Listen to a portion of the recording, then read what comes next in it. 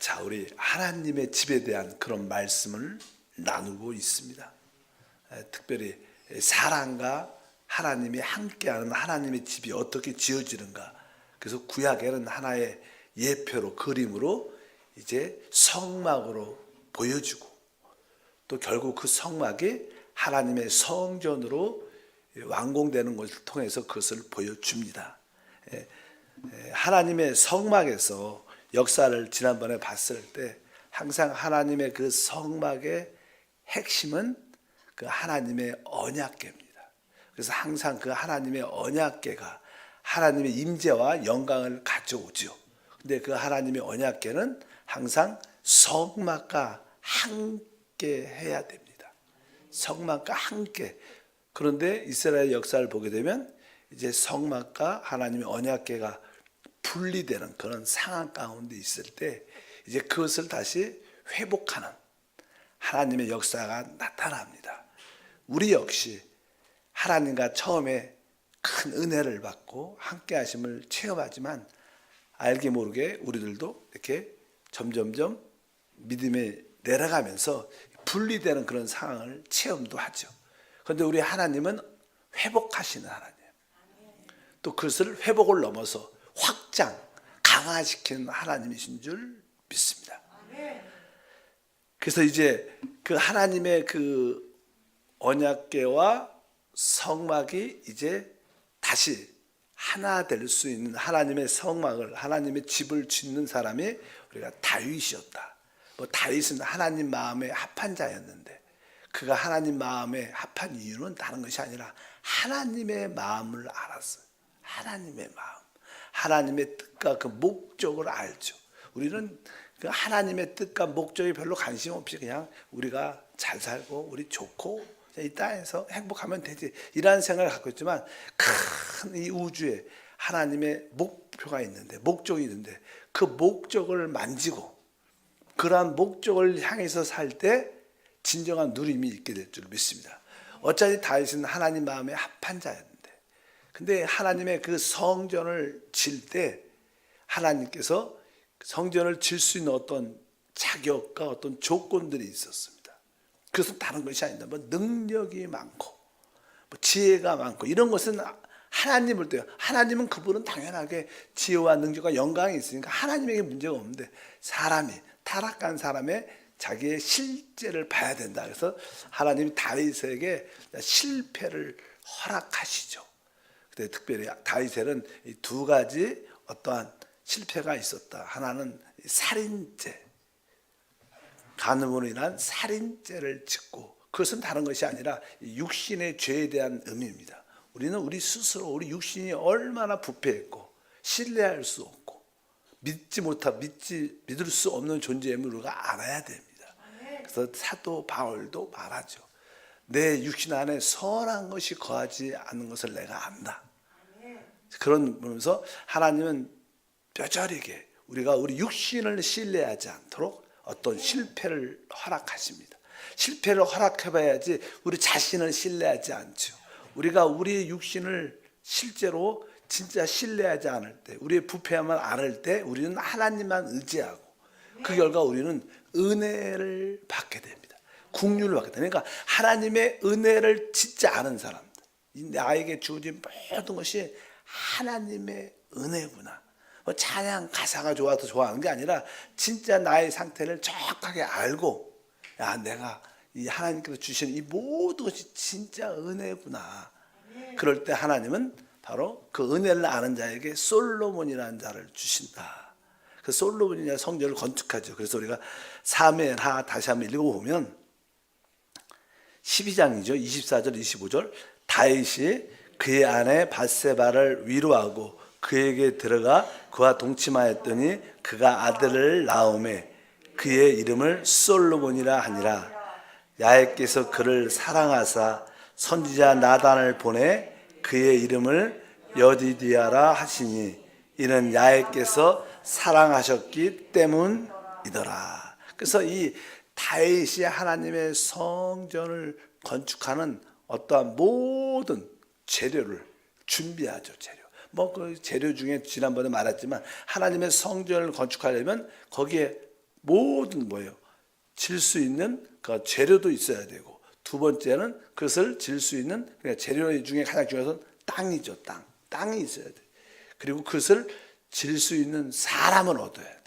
근데 여기 하나님께서 바로 이 솔로몬을 다윗에게 허락함으로 말미암아 그래서 성전을 질 수 있는 사람을 만들어냅니다. 누가 솔로몬이 될 수 있는가? 은혜를 아는 사람. 은혜를 진짜 아는 사람만이 하나님의 집을 주님과 함께 질 수 있게 될 줄 믿습니다. 그리고 나서의 다윗은 두 번째로 하나님이 그의 실패를 허락합니다. 사람은 육신의 연약함, 부패함, 어떠한 정욕적인 실패도 있지만 사람은 또 반대로 교만도 합니다. 교만은 또 영적인 죄죠. 영적인 죄. 이 육신의 죄도 있고 영적인 죄도 있어요. 그래서 다윗의 그 영적인 죄를 처리하는 그런 내용이 쭉 기록되어 있는데 이제 다윗은 전쟁의 승리를 늘 합니다. 전쟁의 왕이었고 많은 피를 흘렸지만 그는 항상 그러니까 어느 정도 사람이 승리하고 잘 나가면 어느 순간에 그게 모든 것이 하나님의 은혜라는 걸 깨닫다가 야 내가 이렇게 전쟁에 능하고 나에겐 앞길이 항상 승리만 있다. 이렇게 나도 모르는 사이에 이 사단의 역사로 말미암아 교만해지죠.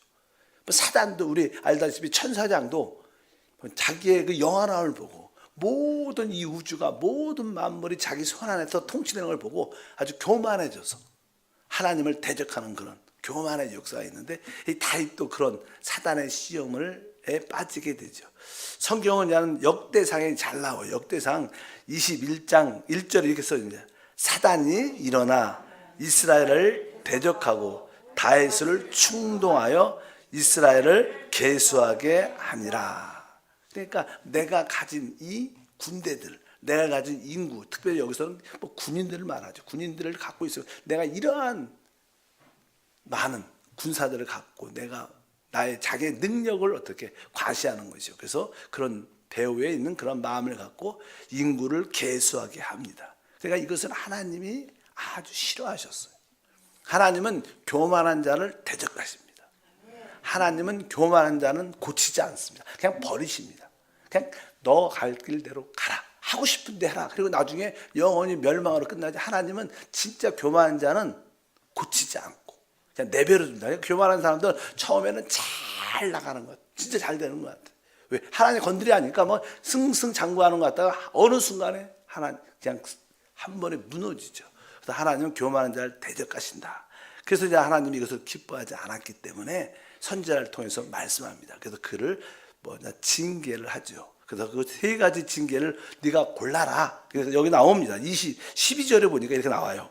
혹 3년 기근이든지 혹 내가 석 달을 적군에게 패하여 적군의 칼에 쫓기를 이르든지 또 혹 여호와의 칼 곧 전염병이 사흘 동안 이 땅에 유행하여 야훼 천사가 이스라엘 온 지경을 멸할 일이든지 하라 하셨으니 그러니까 여기 세 가지 중에 하나님이 3년 기근을 왕이었으니까 이 땅에 3년 기근을 선택할 것이니까 아니 네가 석 달 동안 그 적에게 패배해서 도망가는 일을 선택하든지 아니면 여기 전염병이 퍼져서 진짜 국민들 백성들이 많이 죽게 하든지 이 선택을 나는 세 번째를 하게 되죠. 그러니까 전염병이 퍼져갖고 많은 백성들이 죽어가는 그런 모습을 보고 통에 자백하고 천사를 다시 만나. 그 천사를 만난 장소가 성경에 보면 이렇게 나옵니다. 이 18절 뒤에 보면 야훼의 천사가 갓에게 명령하여 다윗에게 이르기를 다윗은 올라가서 여부스 사람 오르난의 타작 마당에서 야훼를 위하여 제단을 쌓으라 하신지라. 그래서 여기에 여부스의 사람 오르락 타작 마당에서 천사를 보고 하나님이 거기서 제사를 쌓으라. 그리고 거기서 이제 용서해 주는 7만 명 이상 이 백성들이 이 전염병으로 죽는 그런 큰 사건이 일어나고 자기의 어떤 교만이 꺾여지고 그래서 그 땅을 이제 왕이 달래니까 그냥 주려고 여기 보니까 여부스 사람이 왕이여 이 땅을 가지십시오. 그러니까 아니다. 내가 여기의 땅에 대한 모든 값을 다 지불했다. 땅값을 다 지불하고 그 땅을 얻게 됩니다. 근데 바로 그 땅에 성경에서 말하는 바로 이삭이 들여졌던 바로 모리아 산이에요. 그래서 하나님의 성전이 그 땅에서 졌죠. 그러니까 우리가 교만을 한번 분명히 깨닫고 하나님 앞에서 얼마나 무서우신 걸 깨닫고 하나님 앞에 돌이킬 때 진짜 사람은 겸손하게 되고, 바로 그런 위치, 항상 겸손이란 그런 위치에서 하나님을 섬길 때 하나님의 집이 지어집니다. 우리는 자기도 모르는 사이에 이 교만이라는 것이 우리 안에 다 들어와 있어요. 이 교만이란 이 생명은 언제 나가냐? 한번 들어오면 나가지 않습니다. 그 사람이 죽을 때 나갑니다. 죽을 때 기어나가. 그리고 다른 사람한테 들어가겠죠. 그러니까 이 교만이 한번 들어오면 그것은 우리 몸에서 빠져나가기가 쉽지 않은 겁니다. 그렇게 무서운 것이다. 그래서 깨닫고, 그러니까 교만의 무서움을 알고 육신의 그 연약함을 확실히 깨달아야 진짜 하나님의 사람이 돼서, 그래서 하나님의 집을 짓도록 허락하는데, 다윗이 짓는 게, 다윗은 바로 이 두 가지를 다 준비하는 그런 이야기가 쭉 기록되어 있어요. 그래서 역대하 3장 1절에 보면 이렇게 써있죠. 솔로몬이 예루살렘 모리아 산에서 야훼의 건축하기를 시작하니 그곳은 전에 야훼께서 그의 아버지 다윗에게 나타난 곳이요 여부스 사람 오르난의 타작마당에 다윗이 정한 곳이다. 그러니까 하나님의 성전이 바로 이곳에 세워졌어요. 옛날에 다윗이 성막에서 하나님의 언약궤를 갖고 올 때 원래 실로에 하나님의 성막이 있었는데 그것을 옮기는 그런 과정 가운데, 하나님의 이 성전은 아주 가장 좋은 곳, 가장 높은 곳에 있어야 된다. 그래서 그 언약궤를 시온성에 갖고 올라와요. 근데 그것도 보면 정확한 위치가 아니죠. 자, 인간으로 볼 때 이거 이렇게 하면 하나님이 기뻐하실 거야. 이렇게 봉사하면 하나님이 진짜 만족하실 거야. 우리 인간의 생각, 최고의 것만 드리면 하나님이 기뻐할 거야. 이런 생각은 사람들은 많이 갖지만 그것도 부적당한 장소였어요. 시온이 아니라 진짜 오늘 말씀하는데 이 오르난의 타작마당 그곳에 하나님의 성전이 세워진다. 이것을 우리가 좀 깨달아야 될 줄 믿습니다. 그래서 이제 다윗은 바로 이게 하나님의 성전의 회복과 건축을 위해서 이 두 가지를, 성전을 짓는 솔로몬을 은혜로 얻게 되고 또 그 질 수 있는 그 부지 땅을 바로 또 은혜로 얻게 되는 그런 통해서 하나님의 성전이 건축되다. 우리는 이 두 가지 공과를 배워야 된다. 우리가 진정한 성도라면, 주님을 사랑한다면 이 두 가지, 내 육체를 신뢰하지 않는, 우리는 어떤 상황이 되면 다 타락할 수 있는 그런 가능성이 다 있습니다. 특별히 나는 안 그래. 나는 이것을 이게 있어. 또 두 번째는 우리는 항상 교만할 수 있기 때문에 항상 겸손해야 돼. 하나님은 겸손한 자에게 은혜를 주신다. 그래서 이 두 가지를 아는 사람들이 주님의 축복을 누리죠. 자기의 육체의 부패함을 확실히 알고, 그 다음에 교만의 무서움을 알고 늘 겸손의 위치에 서기를 축복합니다. 그러면 이제 이 성전을 누가 짓냐? 솔로몬이 짓죠. 솔로몬이 이제 어떻게 짓는가? 솔로몬에 대해서 말씀을 한번 나누겠습니다. 이제 사실 이제는 이 솔로몬이 이제 하나님의 성전을 건축할 때 이 성막이 하나님의 성전이 되는 거예요. 성막이 하나님의 성전으로 아주 단단하게 확고한 위치를 갖게 되는데, 이 성막과 성전은 일단 크기에서도 다릅니다. 크기에서도 적어도 모든 것이 2-3배 이상 확장됩니다. 그리고 모든 것이 확장됩니다. 그러니까 하나님은 우리가 한번 타락하고 우리가 실패를 했을지라도 우리가 하나님께만 잘 돌이키면 하나님 우리를 어떻게 해요? 회복시키죠. 근데 회복을 넘어서 어떻게? 그 회복된 것이 확장되는 회복, 확장되는 회복, 강화되는 축복을 주신다. 하나님은 끝까지 하나님의 뜻을 이루시는 줄 믿습니다. 아까 다시 한번 어디다가 하나님의 성전을 져요? 아까 다시 한번 3장 1절에 역대하 솔로몬이 예루살렘 모리아 산에서 야훼의 전 건축하기를 시작하니, 바로 그 모리아 산에서. 근데 사실 이것이냐, 옛날에 아브라함이 자기 아들 이삭을 드렸던 그 산이죠. 거기서 이제 하나님의 성전을 건축하게 됩니다. 근데 이 건축을 할 때 실제로 이 성전에 이제 성전이 이렇게 지어질 때 그냥 성막에 있던 것, 성막에 있던 모든 것들을 다 이렇게 가지고 와요. 나중에 다 가지고 옵니다. 그래서 이게 성막에 있던 모든 것과 더불어 또 새로운 것과 더불어 그 하나님의 성령을 원칙인데, 그러니까 우리는 성막에 있는 것은 이거 옛날 건데 다 버리고 그냥 새롭게 이런 게 아니고, 항상 성막과 이 성전은 결국 이렇게 합쳐져야 되는 거예요. 합쳐져서 이루는 그런. 근데 아까 말씀드렸지만 이 성전의 모든 것들은 다른 것들이 뭐 배가 두세 배 이상 다 확장되고, 만약에 예를 들어 촛대도 10개 이상, 한 개밖에 없어. 등대는 데도 하나밖에 없는데, 떡상도 하나밖에 없는데, 여기서는 모든 것을 10개 이상 확장되게 만듭니다. 그런 이야기가. 근데 변하지 않는 것은 딱 하나 있어요. 다른 것들은 숫자도 많아졌고 확장되는데 변하지 않는 것은 딱 하나, 하나님의 언약궤는 그대로. 사실 우리 예수 그리스도는 뭐예요? 어제나 오늘이나 영원토록 동일하시죠. 그분은 변하지 않으세요. 다른 것들은, 근데 사실 그런 의미는 다른 것이 아니라, 우리가 그리스도는 변하지 않지만 그리스도를 체험하는 것은 우리가 확장돼야 돼요. 뭐 여러분들도 처음에 예수님에 대해서 어떤 인식과 체험이 있었지만, 그러나 여러분들이 이제 계속 새벽 예배 나오고 교회에서 봉사 주님을 섬기면서 그 주님에 대한 체험이 어때요? 깊어지죠. 확장되죠. 그분의 풍성함은 변하지 않지만 우리의 체험은 점점점 이렇게 확장돼야 된다. 성막에서 성전이 훨씬 더 커진 것처럼 우리의 그리스도에 대한 체험이 확장되고 높여져야 진정한 하나님의 뜻이 우리 가운데 이루어진 줄 믿습니다. 그래서 나의 헌신도 시간이 가면 갈수록 더 깊어지고, 또 하나님의 은혜도 모든 것들도 점점 넘치는 그런 은혜가 있어야 된다. 그래서 예를 들어서 거기에 이제는 성소에 들어가기 전에 성막에서는 물두멍이 있어요. 노대야, 이렇게 손과 발을 씻는. 이 물두멍은 원래 크기가 없다 그래요. 크기가.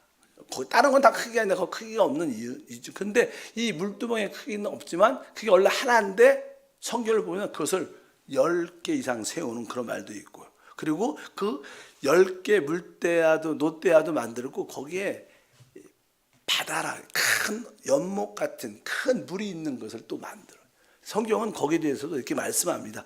역대하 4장 2절과 6절에 보면, 또 노스를 부어 바다를 만들었으니 지름이 10규빗이요 그 모양이 둥글며 그 높이는 5규빗이요 주위는 30규빗 길이를 두루 하며, 또 물두멍 10개를 만들어 5개는 오른쪽에 두고 5개는 왼쪽에 두고 씻게 하되, 번제와 속한 물건을 거기서 씻게 하였으니 그 바다는 제사장들이 씻기 위한 것이었더라. 그러니까 이것이 이렇게, 거기에는 우리 성막에는 물두멍이 하나가 있었죠. 근데 여기서는 10개 이상, 5개 더 만들고, 그 안에 뭐 바다같이 진짜 큰 통을 만들어서, 진짜 그걸 너무나 큰 통이니까 뭐 여기 보니까 바다라고 불렀어요. 높바다, 노스로 만드니까 뭐 큰 열못이라고도 막 표현을 많이 하지만, 이게 그렇게 크게 만들어서 거기서 많은 것들을 씻을 수 있도록 이렇게 여기 쭉 말씀을 쭉 하고 있습니다. 이것은 항상 우리가 예수님에 대한 체험이 깊어지고 넘쳐야 된다는 그런 의미를 우리에게 말씀하는 줄 믿습니다. 그래서 여기가 노대야도 물두멍도 이렇게 10개 이상 만들어.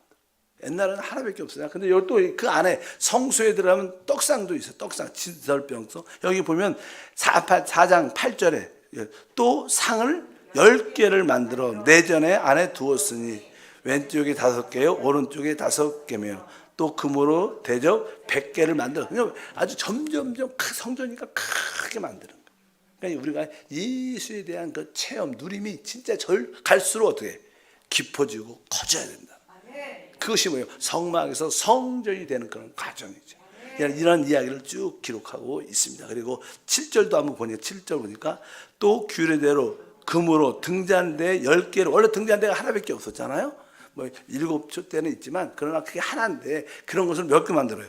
10개를 뒀다. 그러니까 모든 것이 확장되고 넘치는, 뭐 성막에 있는 그대로 갖고 오는 게 아니라 거기서 어떻게 확장되고 증가된다는 이런 내용을 기본적으로 우리가 알아야 될, 비치는 빛이 크고, 원래는 우리 또 이렇게 모든 널판이나 뭘 만들 때 나무가 사용될 때는 우리는 조각목, 아카시아 나무 같은 것을 나무 하나에다가 이제 금을 입혀서 사용했는데 그 성전에서는 성경에 보면 나무가 세 종류, 뭐 잣나무, 백향목, 이런 또 감람나무, 이렇게 세 가지 종류의 나무가 더 많이 사용되고 또 이렇게 대부분 금으로 만들어졌고, 그러나 성전 외곽 같은 건 큰 돌로 이렇게 해서 성전이니까 돌로 만들어지고 대부분 금으로 만들어져 있어. 그래서 훨씬 크고 단단한 그런 모습들. 우리는 원래 이렇게 해서 진흙 같은 갈대 같은 존재였지만 우리가 다 큰 돌로 변화되고 결국 그 변화의 최고의 보석으로 변화해서 하나님의 집이 지어진다는 그런 의미도 함께 할 줄 믿습니다. 그리고 이 이야기들을 다윗이 하나님께 계시를, 모세도 하나님께 그 그리는 모양을, 시향을 받아들였죠. 다윗에게도 하나님이 그것을 일일이 다 그려줬어요. 그래서 크기, 하물며 무게까지도 얼마나 무게. 그래서 한번 제가 길지만 그래서 성경에 이런 게 있구나 한번 알아봐요. 28장에 11절부터 이렇게 써 있어요. 다윗이 성전의 복도와 그 집들과 그 곡간과 다락과 골방과 속죄소의 설계도를 그의 아들 솔로몬에게 주고 또 그가 영감으로 받은 모든 곳 곧 야훼의 성전의 뜰과 사면의 모든 방과 하나님의 성전 곡간과 성을 곡간의 설계도로 주고 또 제사장과 레위 사람의 반열과 야훼의 성전에서 섬기는 모든 일과 야훼의 성전을 섬기는 데 쓰이는 모든 그릇의 양식을 설명하고 또 모든 섬기는 데 쓰이는 금 기구를 만들 금의 무게와 모든 섬기는 데 쓰이는 은 기구를 만들 때 은의 무게를 정하고 이렇게 말해요. 모든 것이 하물며 무게, 크기, 모든 만드는 방식을 자세하게 자기 아들한테 가르쳐줘요. 그래서 그냥 솔로몬이 그것을 그대로 배우죠. 그리고 뒤에 뭐라고 써요? 마지막에 19절에 써 있어요. 다윗이 이르되 야훼의 손이 내게 임하여 이 모든 일의 설계를 그려 나에게 알려주셨다. 그러니까 다윗이 자기 마음대로 만든 게 아니고 자기 생각에 따라 만든 게 하나님이 다 계시하고 가르쳐 주신 그대로. 우리가 하나님의 이 교회를 세워나갈 때도 인간의 경험, 인간의 지식이 아니라 하나님이 계시한 방법으로 교회가 이끌어져 가야 되는 거예요. 그래야지 그 교회가 영광스럽게 되는 것이지 뭐 사업적인 수단, 인간적인 방법, 내 경험 뭐 이런 스타일로 많은 분들이 교회를 이끌어가죠.